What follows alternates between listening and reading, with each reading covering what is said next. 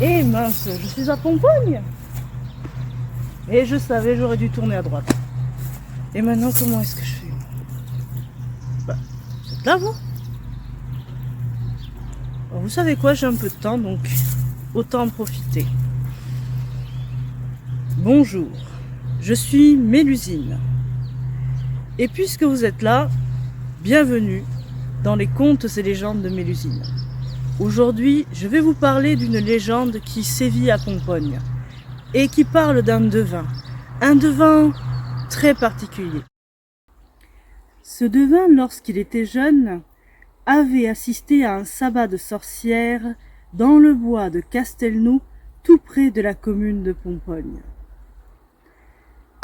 Il avait trouvé dans ce bois un arbre avec beaucoup d'épines, 3 par branche.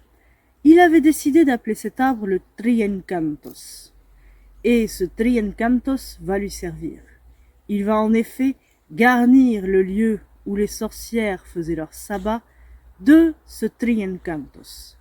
Satisfait de son œuvre, il alla se cacher et attendit, le soir venu, que les sorcières arrivent pour faire leur sabbat.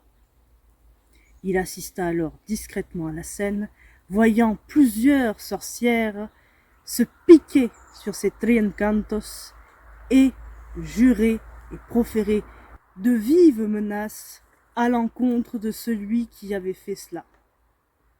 C'est alors qu'une voix plus douce s'éleva et dit ainsi: à moins qu'il ne se présente à l'offrande avec une bougie de résine.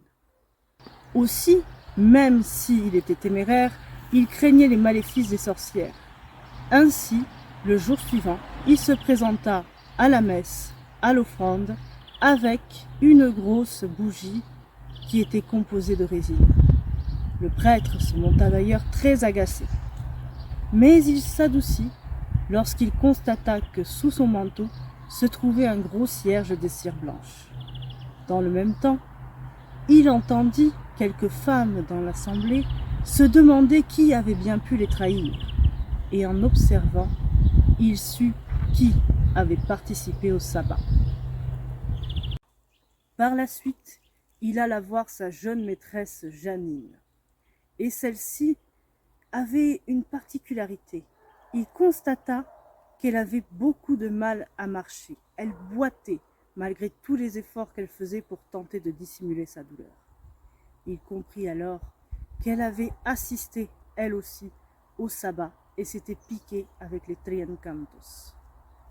Le soir venu, la sœur de Janine tenta, à l'aide de maléfices, d'endormir le jeune homme. Cela ne fonctionna pas, mais il fit semblant de dormir et profita de l'éloignement de celle-ci pour aller voir et guetter ce qu'elle faisait. C'est alors qu'il aperçut sa jeune maîtresse se passant de la crème sur les pieds et, à califourchon sur son balai, s'envoler à travers la cheminée. Il décida de les suivre et assistit alors de nouveau à un sabbat. La légende raconte que par la suite, celui-ci se consacra à combattre les sorcières et leurs maléfices et réussit à sauver Janine de son triste sort et des mains du diable.